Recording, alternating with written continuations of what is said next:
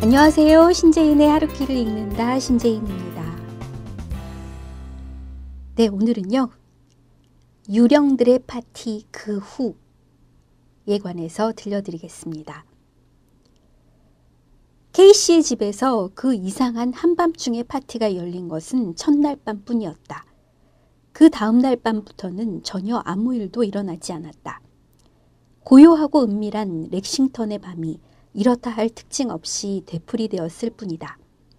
하지만 나는 그 집에 있는 동안 거의 매일 밤 한밤중에 잠에서 깨어났다. 시각은 언제나 1시에서 2시 사이였다. 남의 집에서 혼자 잠을 자자니 신경이 곤두서 있어서 그랬는지도 모르겠다. 어쩌면 그 기묘한 파티를 다시 한번 맞닥뜨리고 싶었는지도 모르겠다.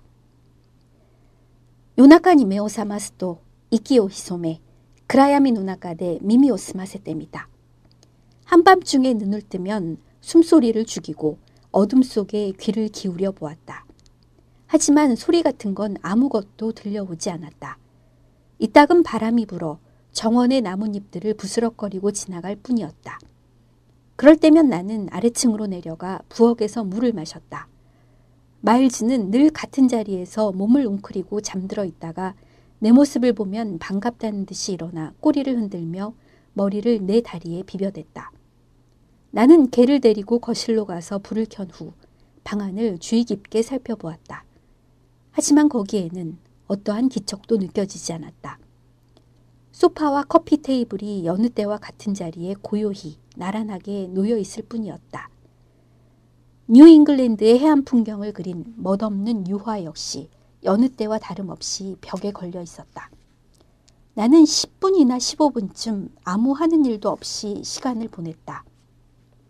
그리고 방 안에서 어떤 실마리 같은 것을 찾을 수 있지 않을까 싶어 눈을 감고 의식을 집중해 보았다. でも何も感じられなかった。僕の周りには郊外のひそやかな深い夜があるだけだった. 그러나 아무것도 느낄 수 없었다. 내 주위에는 교회의 고요한 깊은 밤만이 있을 뿐이었다. 화단이 마주 보이는 창문을 열자 봄꽃의 향기가 풍겼다. 밤바람에 커튼이 아련히 흔들리고 깊은 숲속에선 부엉이가 울었다. K씨가 일주일 후에 런던에서 돌아왔을 때 나는 그날 밤 벌어졌던 일에 대해서 아무 말도 하지 않기로 마음먹었다. 그 이유는 딱히 잘 설명할 수 없다. 하지만 왠지 K씨에게는 말하지 않는 편이 나을 것 같은 기분이 들었다. 왜인지는 모르겠지만. 어땠어? 내가 없는 동안 뭐 별다른 일은 없었어? K씨는 현관에 들어서자마자 내게 그렇게 물었다. 아니, 별다른 일은 없었어. 아주 조용했고 내 일도 잘했어. 그건 확실히 사실이었다. 그거 다행이군. 무엇보다 반갑네. 하고 K씨는 얼굴 가득 희색을 띠며 말했다. 그러고는 가방에서 비싼 몰트 위스키를 꺼내어 선물이라며 주었다. 우리는 그대로 악수를 하고 헤어진 다음 나는 폭스바겐을 몰고 케임브리지의 아파트로 돌아왔다. それから半年近く K씨には一度も会わなかった. 그로부터 반년 가까이 K씨와 나는 한 번도 만나지 못했다. 전화가 몇 번인가 걸려와 통화는 했다. 제레미의 어머니가 돌아가셔서 그 과묵한 피아노 조율사는 그 후 줄곧 웨스트 버지니아주에서 돌아오지 않고 있다는 것이었다. 하지만 나는 그때 장편 소설을 마무리하고 있어서 부득이한 사정이 아닌 한 누군가를 만나거나 외출을 할 만한 여유를 갖지 못했다. 나는 그동안 하루에 12시간 이상씩 책상 앞에 앉아 일을 했고 집 밖으로 나가도 1km 범위에서 거의 벗어나지 않았다. 最後にK씨と会ったのはチャールズ川のボートハウスの近くにあるカフェテラスだった. 마지막으로 K씨를 만난 것은 찰스강의 보트하우스 가까이에 있는 카페의 테라스에서였다. 산책을 하다가 우연히 그곳에서 그와 딱 마주쳐 함께 커피를 마셨다. 왠지 모르지만 K씨는 전에 만났을 때에 비해 깜짝 놀랄 만큼 변해 있었다.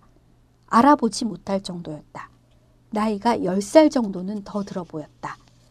백바위 불어난 머리는 귀를 덮을 만큼 길게 자라 있었고 눈 아래가 거무스름한 주머니처럼 처져 있었다. 손등의 주름까지 늘어난 것 같았다.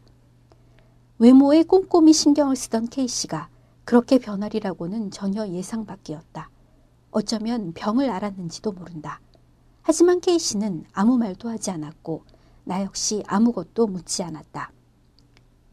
제레미는 이제 렉싱턴으로 돌아오지 않을지도 모르겠어 하고 K씨는 고개를 가볍게 좌우로 저으면서 착 가라앉은 목소리로 내게 말했다.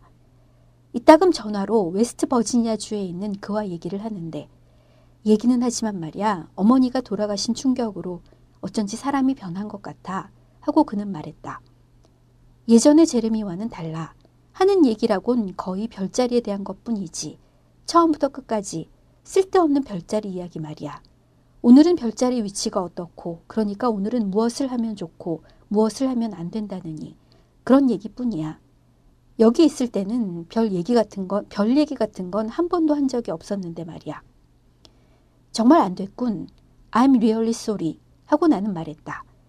그러나 대체 누구에게 하는 말인지 나도 잘 알 수 없었다. 네, K씨의 노쇠함이 어쩐지 마음 아프고 쓸쓸하게 느껴지네요. 마지막 만남에서 이들은 무슨 이야기를 나누는 걸까요? 제레미까지 떠나고 홀로 대저택을 지키는 K씨. 긴 세월이 흘렀거나 다른 세계에서 온 사람처럼 변한 그의 외모가 이 이야기를 더 이야기답게 하는 건 아닐까요? K씨가 들려주는 그의 이야기.